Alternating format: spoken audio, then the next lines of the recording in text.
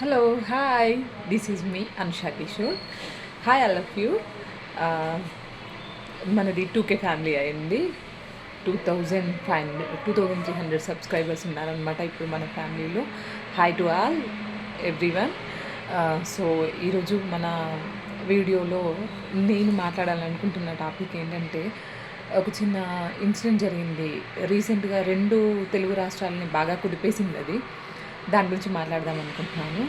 దాని గురించి నేను ఎందుకు మాట్లాడుతున్నాను అంటే, దానివల్ల నాకు వాట్ ఖచ్చితంగా దీని గురించి మాట్లాడాలి అన్న ఆలోచన నాకు అనిపించింది. అది అందరికీ తెలియాలి, దాని గురించి అందరూ డిస్కస్ చేసుకోవాలి. ఇంకోసారి అలాంటి ఇన్సిడెంట్స్ జరగకుండా మనలో మనం మార్పు తెచ్చుకోవాలనేది నా చిన్న కోరిక. ఐ హోప్ నేను అందరినీ మార్చలేకపోవచ్చు, బట్ వాట్ అట్లీస్ట్ ఒకరో ఇద్దరో అన్న కొంచెం జస్ట్ థింక్ చేస్తారన్న ఆలోచనతో నేను ఆ టాపిక్ మీతో మాట్లాడదాం అనుకుంటున్నాను. ఏంటి అంటే, రీసెంట్గా 2 తెలుగు రాష్ట్రాల్లోనూ ఆ ఇన్సిడెంట్ బాగా కుదిపేస్తుంది. చాలా ఇట్స్ వెరీ సెన్సిటివ్ మ్యాటర్. ఏంటి అంటే, నేను జూలై 15th రోజు ఆ న్యూస్ విన్నాను అనమాట. జూలై 15th రోజు ఎప్పుడైతే ఆ న్యూస్ నేను విన్నానో నాకు అనిపించింది, ఏంటి ఇలా జరిగింది. అఫ్కోర్స్ అలాంటి న్యూస్లు నేను రీసెంట్ చాలా రోజుల్లో చాలా న్యూస్లు విన్నాను. బట్ కాకపోతే నేను ఆ న్యూస్ ఆ రోజు విన్నప్పుడు దాని ఇన్వెస్టిగేషన్ రిపోర్ట్ నేను ఇప్పుడు చూస్తున్నప్పుడు నాకు అలా జరిగిన మిగతా ఇన్సిడెంట్స్ కంటే ఈ ఇన్సిడెంట్ ఇలా ఎందుకు అయింది, అసలు ఇలా జరగకుండా ఉండాల్సింది, ఇది ఇలా అసలు జరగకూడదు, అసలు ఇలాంటిది కరెక్ట్ కాదు అనుకున్నాను నేను. అది కరెక్ట్ కాదు కూడా. అదే నేను మీతో మాట్లాడాలనుకుంటున్నాను. రీసెంట్గా చాలామందిలో అఫ్కోర్స్ వరల్డ్ వైడ్లో చాలా ఏది మిస్ అయింది అని చెప్తే మోరల్ వాల్యూస్ చాలా చాలా తక్కువగా కనిపిస్తున్నాయి. చాలామందిలో మిస్ అయింది ఏంటంటే మోరల్ వాల్యూస్ అసలు లేవు చాలామందిలో. అది ఎథిక్స్, మోరల్ వాల్యూస్ ఇలాంటి వాటికి కనీసం మీనింగ్ కూడా తెలియదు కొంతమందికి. బట్ కాకపోతే కనీసం ఒక 10 మంది మనం చెప్పడం వల్ల, వాటి గురించి డిస్కస్ చేయడం వల్ల ఒక 10 మంది మారుతారు అనిపించినప్పుడు మాట్లాడాలి అని నాకు అనిపించింది. సరే 10 మంది కాకపోయినా అట్లీస్ట్ ఒక్కరు కొంచెం ఆలోచించి, అరే మనం ఇలాంటి నిర్ణయాలకు దూరంగా ఉండాలిరా, మన లైఫ్లో ఇలాంటి సిచ్యువేషన్స్ వచ్చినప్పుడు మనం ఇలాంటివి నిర్ణయాలు అసలు తీసుకోవద్దురా అనేది వాళ్ళ లోపల మార్పు రావాలి అని నేను కోరుకుంటున్నాను. అందుకోసమే నేను ఈ విషయం మీతో మాట్లాడదాం అనుకుంటున్నాను. ఏంటి అంటే, రీసెంట్గా జూలై 15th రోజు గండికోటలో యువతి హత్య అని చెప్పేసి వచ్చిందనమాట news. Gandikota it's tourist spot, మంచి టూరిస్ట్ స్పాట్ అది. అయితే అక్కడ ఒక లేడీది డెడ్ బాడీ దొరికింది అని చెప్పేసి అన్నారు. అయితే ఆ అమ్మాయి ఇంటర్మీడియట్ ఫస్ట్ ఇయర్ అమ్మాయి. చాలా బ్రూటల్గానే జరిగింది ఆ అమ్మాయి హత్య. ఏంటంటే ఆమె డెడ్ బాడీ దొరికిన సిచ్యువేషన్ కూడా ఎలా ఉందంటే, అసలు బాడీ మీద ఎటువంటి బట్టలు లేవు అని అన్నారు. వివస్త్రగా ఉంది, నగ్నంగా ఉంది అని అన్నారు పోలీసులు. అంత క్రూరంగా ఎలా చేశారు అసలు? ఫస్ట్ ఆఫ్ ఆల్ ఎవరికైనా మనకి ఇలాంటి న్యూస్ వినగానే అందరికీ మైండ్లో వచ్చే ఒక చిన్న థాట్ ఏంటంటే, ఓకే చలో లవ్ అఫేర్ వల్ల ఇలా జరిగింది, మేబీ లవర్స్ కొట్లాడుకొని ఉంటారు, ఆ అబ్బాయి ఈమెను మర్డర్ చేసి ఉంటాడు, ఇలాంటిది ఏదో జరిగి ఉంటుంది అని చెప్పేసి అనుకుంటాము. అఫ్కోర్స్ నేను కూడా ఫస్ట్ న్యూస్ వినగానే నేను అదే ఎక్స్పెక్ట్ చేశాను.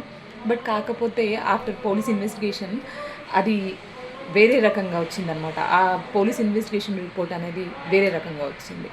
ఇప్పుడు నేను మీకు ఆ ఇన్వెస్టిగేషన్ గురించి చెప్తాను. ఎలా జరిగింది అంటే, మామూలుగా పోలీసులు అక్కడికి వెళ్ళారు, డెడ్ బాడీని ఫౌండ్ చేశారు, తర్వాత పోస్ట్మార్టం రిపోర్టు ఇవన్నీ వచ్చాయన్నమాట. అయితే మామూలుగా పోలీసు కూడా ఏమనుకున్నారంటే, ఖచ్చితంగా ఇది లవ్ అఫేరే ఉంటుంది అని చెప్పేసి సీసీ ఫుటేజ్లు వగేరా అవన్నీ తీసినప్పుడు ఆ అమ్మాయికి లవ్ అఫేర్ ఉందని అందరికీ తెలిసింది. అక్కడ ఎవరైతే లోకల్గా ఉన్న వాళ్ళ ద్వారా కానీ, అక్కడ సీసీ ఫుటేజ్ చెకింగ్ ద్వారా కానీ, ఆ అమ్మాయి ఫ్రెండ్స్ ద్వారా కానీ, పేరెంట్స్ ద్వారా కానీ తెలిసింది ఏంటంటే, ఆ అమ్మాయికి లవ్ అఫేర్ ఉంది.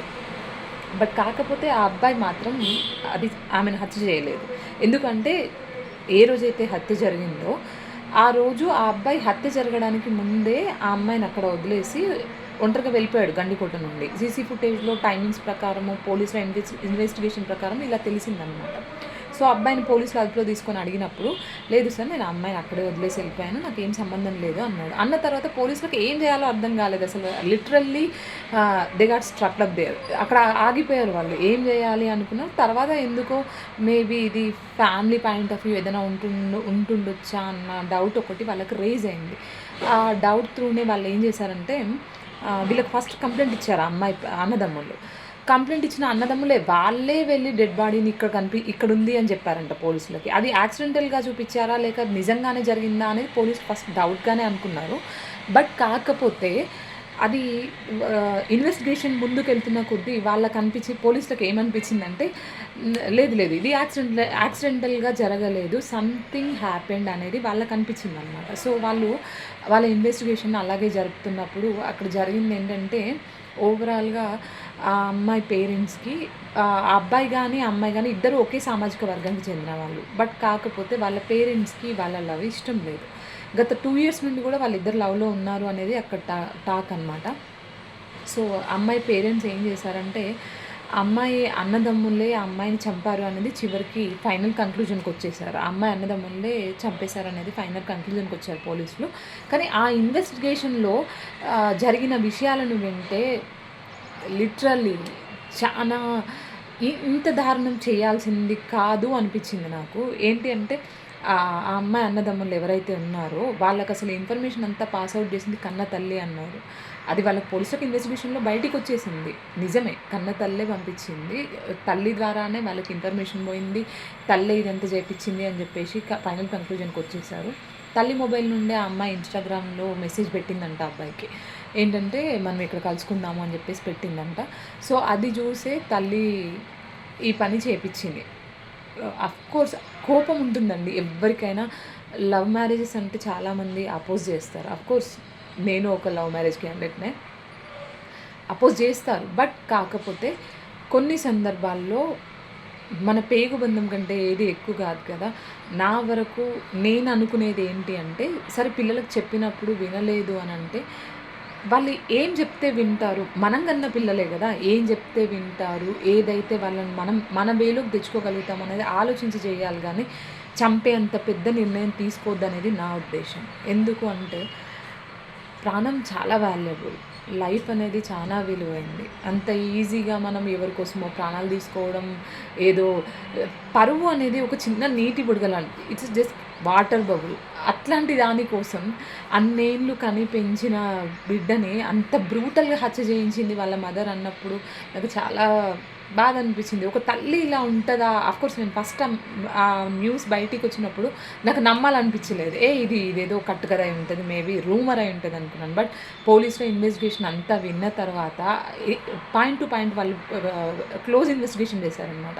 సో వాళ్ళ ఇన్వెస్టిగేషన్ అంతా విన్న తర్వాత నాకప్పుడు అనిపించింది, ఒక తల్లి ఇలా చేయగలుగుతదా? ఇది రైట్ కాదు. ఎందుకు ఇలా జరుగుతుంది? మాట్లాడాలి. దీని మీద అవేర్‌నెస్ తేవాలి అని నాకు అనిపించిందనమాట. సో అందుకే నాకున్న ఈ చిన్న ఫ్యామిలీ, ఈ 2000 మెంబర్స్‌తో ఈ మ్యాటర్ షేర్ చేయాలనుకుంటున్నాను. అందుకే మాట్లాడుతున్నాను అనమాట.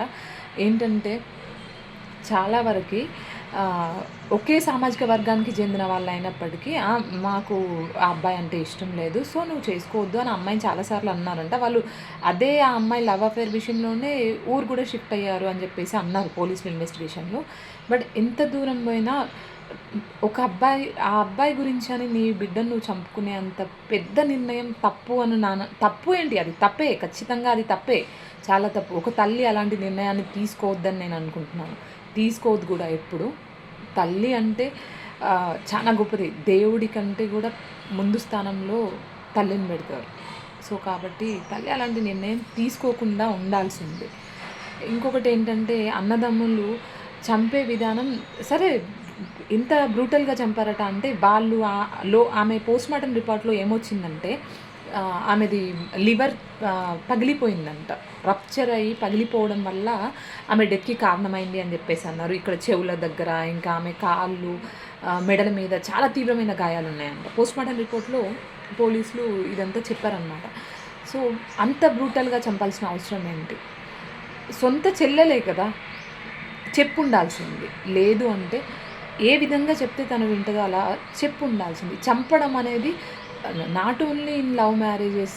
నేను ఏ విషయంలోనూ చంపడం అని నేను సపోర్ట్ చేయను. ఎందుకంటే ఆహ్, మనకు దేవుడిచ్చింది ఒకటే లైఫ్. ఆ లైఫ్‌ని సరే కష్టాలు కామన్, టెన్షన్స్ కామన్, ఇవన్నీ కామన్. బట్ కాకపోతే చచ్చిపోవడం, చంపడం అనేది ఎప్పుడు కరెక్ట్ నిర్ణయం కాదని నేను అనుకుంటున్నాను.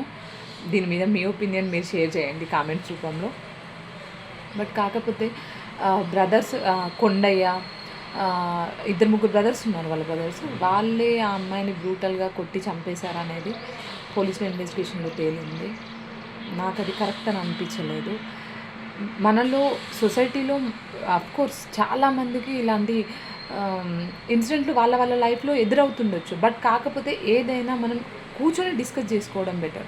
లేదు అంటే సరే వద్దు, మనకు వద్దు అనుకున్నప్పుడు దూరంగా ఉంటే అయిపోతుంది. అంతే తప్ప చంపే అంత పెద్ద పెద్ద నిర్ణయాలు తీసుకోవద్దని నేను కోరుకుంటున్నాను. అది కరెక్ట్ కూడా కాదు. మనిషి లైఫ్ అనేది చాలా చిన్నదండి.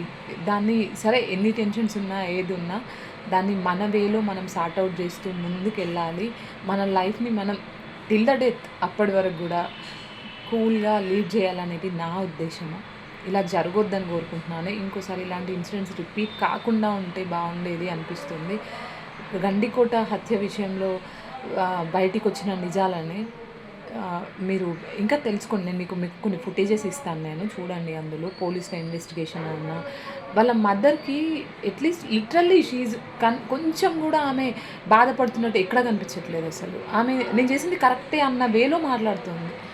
నాకు అది నేను షాక్ అయిపోయాను. ఎందుకంటే ఒక తల్లి అలా ఉంటదా అని నేను ఫస్ట్ టైం అనిపించింది నాకు. అందుకే మాట్లాడాలనిపించింది. తల్లి అలా ఉండదు. నాకు తెలిసినంత వరకు ప్రెజెంట్ సోషల్ మీడియా పిల్లల మీద ఎంత చెడు ప్రభావాన్ని చూపెడుతుందో నాకు తెలుసు. బట్ కాకపోతే సోషల్ మీడియా ఎంత చెడు ప్రభావాన్ని చూపెట్టినా పిల్లలు 24 గంటలు మన ముందే ఉంటారు కదా! తల్లి ముందే ఉంటారు. తల్లిదండ్రుల మధ్యలో ఉంటారు. మన కుటుంబంలోనే ఉంటారు కదా! మన పిల్లలు మనం ఏం చెప్తే వింటారు, మనం ఎలా వాళ్ళని మార్చుకోవాలనేది మనకంటే ఎక్కువ ఎవరికి తెలుస్తుందండి. ఒక తల్లికి, తండ్రికి తెలిసినంతగా ఎవరికి తెలుస్తుంది. సో, కాబట్టి ఏ విషయమైనా మన పిల్లలతో మనం కూర్చొని డిస్కస్ చేయడం చాలా ముఖ్యం. దాంతో పాటు డిస్కషనే కాదు, అఫ్కోర్స్ దే విల్ మనల్ని అపోజ్ చేస్తుండొచ్చు వాళ్ళు కొన్ని విషయాలలో. ఎంత అపోజ్ చేసినా ఏదైనా మనం కన్న పిల్లలే కదండీ! మనం మాట్లాడితే వాళ్ళు మారరా? కూర్చొని మాట్లాడి సార్ట్ అవుట్ చేసుకోవడమే చాలా ముఖ్యమని నేను అనుకుంటున్నాను. ఈ గండికోట ఇష్యూ జరిగిన తర్వాత నేను నాకు చాలా మాట్లాడాలి ఈ ఇష్యూ విషయంలో. తల్లి ఇలా చేయడం ఏంటి అనిపించింది. మీరు కనుక్కోండి. ఇంకొకటేంటంటే మీ లైఫ్‌లో ఎప్పుడైనా ఇలాంటి ఇష్యూస్ వచ్చినప్పుడు వీలైనంత వరకు కూల్‌గా నిర్ణయాలు తీసుకోండి. ఆవేశంతో, కోపంతో ఆహ్, పరువు ఈ పరువు అనేది జస్ట్ ఒక వాటర్ బబుల్ అండి. అది ఎంతసేపు ఉంటుంది. మీరు ఎన్నో విషయాలలో మీరు ఫేస్ చేసుంటారు. పరువు ఈజ్ నథింగ్. నన్నడిగితే లవ్ మ్యారేజ్‌లు ఇలాంటివి పెద్ద ఈ మధ్య పరువు హత్యలు బాగా లవ్ మ్యారేజెస్‌లోనే జరుగుతున్నాయి. ఇందిరా గాంధీది లవ్ మ్యారేజేనండి. జవహర్లాల్ నెహ్రూ మన మన దేశానికి స్వతంత్రం తీసుకొచ్చిండు. ఆయనే యాక్సెప్ట్ చేసాడు.